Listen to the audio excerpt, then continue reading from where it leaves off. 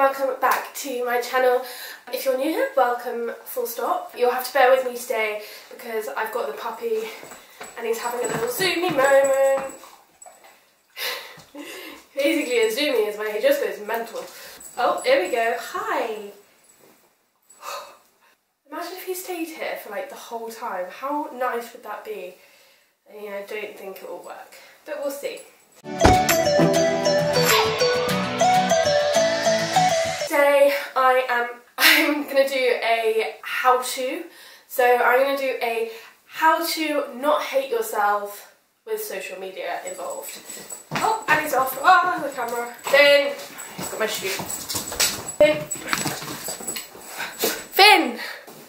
You can stay there. So yeah, it's going to be a how to not hate yourself with social media. I think I'm going to make it a little series with like, not to hate yourself, but how-tos. I think it'll be quite useful and let me know if you like them. I'm not playing with you. Anyway, let's get going. He's trying to get his tail. So obviously this is quite a big thing in this day and age, how to not hate yourself or just how to love yourself, I think is the better way to say it. So it's... I'm not playing.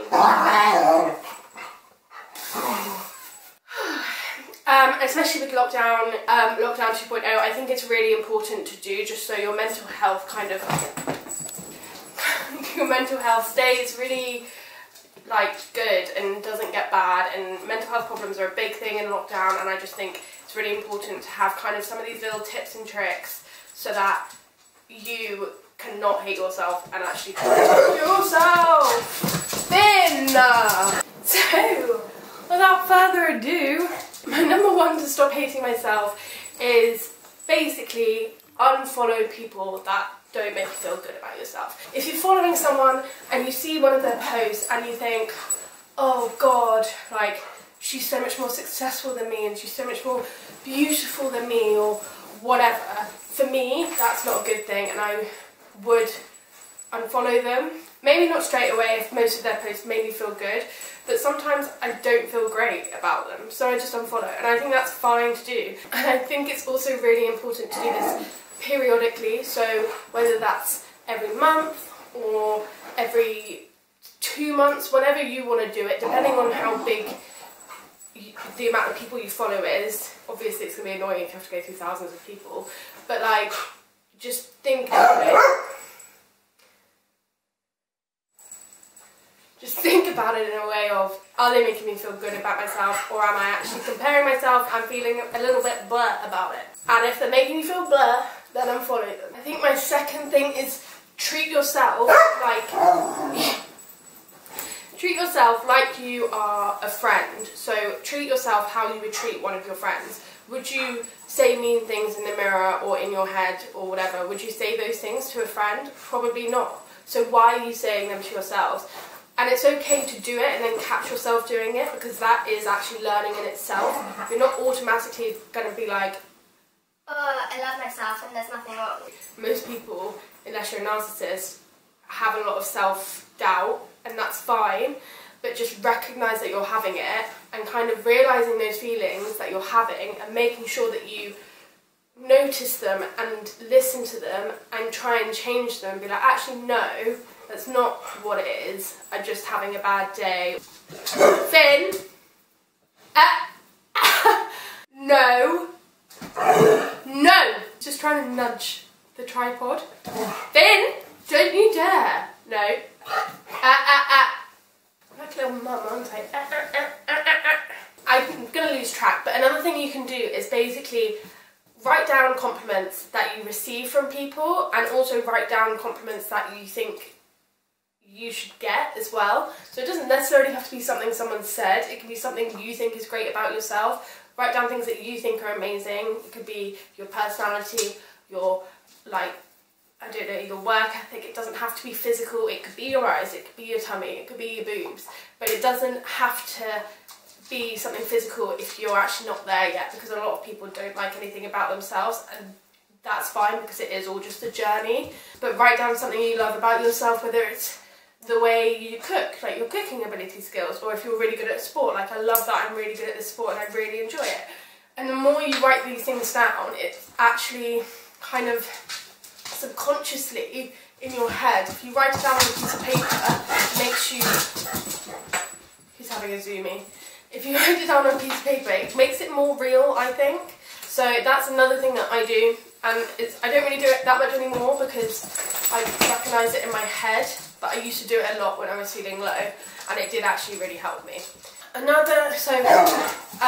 Excuse me. No. Really worried he's going to knock over this tripod and it's just going to smash the camera. Another thing you need to do, and always stop doing, is stop comparing yourself to people on social media. This can be really easy to say because obviously it's not something you can just switch off. You do it subconsciously and then you're like, blah. Someone's going to be more successful than you.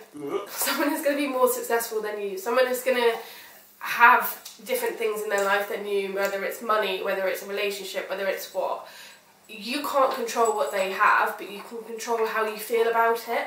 And it's a really weird thing because obviously you might want those things and you might not have them yet, but you will get them. I don't think you can compare yourself with anyone because realistically, if you're comparing yourself with someone, they've probably worked really hard to get where they are, and you will be working hard. They might be a different age, they might be the same age, but you might have had things that they want, like more travel time, more life experience, you might have a house. It's not about comparing, it's not even about saying I have this and they have that, but I want that and they want mine, because that's still technically comparison. It's about accepting that everyone has their own journey and you will get to where you want to be eventually. You're not liking what I'm saying? In the end, life is just a process and the race is only with yourself. You can only compare who you are today to who you were a few months or a year or 2 years ago and look at how you've grown. You can only compare yourself with yourself. So don't compare yourself to people on social media, especially because a lot of social media is fake. You see a second of their day, literally one photo takes a second and that's it. And it's really hard to get out of that mindset, but we all do it. We all only put the best bits that are in our life on social media.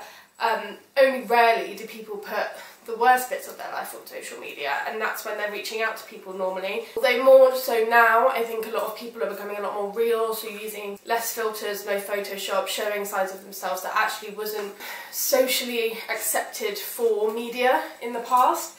But now it is being, and that's actually a really good thing. So if anything, now is kind of the turning point when it's actually getting better and people are showing more of what their lives look like from a normal stance as well. But as I said, stop comparing yourself to others. My final one, actually I've got two more technically, but if it's really getting you down and you can't deal with TikTok, YouTube, Instagram, whatever, have a detox. A few of my friends do this. They take all of those apps and they delete them from Monday to Friday, and then they reinstall them on the weekend when they want to catch up on everything that's happened. And also I think it makes them more productive in the week, which is obviously a good thing. I don't do it because obviously I'm on social media quite a lot, so it's actually quite important for me. But if you're not liking social media, get off it for a bit, have a detox, don't think about it. That's fine. What? My final one is one that is actually probably the most useful. Finn! It's probably the most useful. It's talk to someone. Talking to someone can be your friend, it can be your mum, it can be your sister. It could also be a therapist. I think there's a lot of stigma around therapists, and I just think they're actually really useful because there's someone that you don't know and who doesn't know you, and you can just let it all out. Whereas if you're talking to a friend or a family member, sometimes there's bits of it that you hold back because you don't want them to feel bad about the way you're feeling, or you don't want to divulge aspects that might hurt you in the future. It's fine that you don't want to divulge those aspects, but it's not fine that you're keeping it all bottled up. So if you can't talk to a family or friend or whoever, or boyfriend or girlfriend or whatever, then talk to a therapist or a counsellor or just someone online. I think they have them all online, and that's actually a really good way. Those are kind of a few of my little tips and tricks if you are having a really hard time at the moment, which is understandable. It's lockdown and the world is on pause for the foreseeable future. So it's okay to feel a little bit there, because you don't know what's happening in the future. Well, I definitely don't anyway. And it feels a bit limbo-y. I feel like I'm in limbo and I'm just kind of living to survive at the moment, not actually living. So it's okay to feel that way. It's justified. Fair enough. These are some tips that I use, and if you use them, then I think you'll find them helpful. I definitely do, but everyone's different. So if you enjoyed this YouTube, don't forget to like and subscribe, and I will see you next week for another vlog.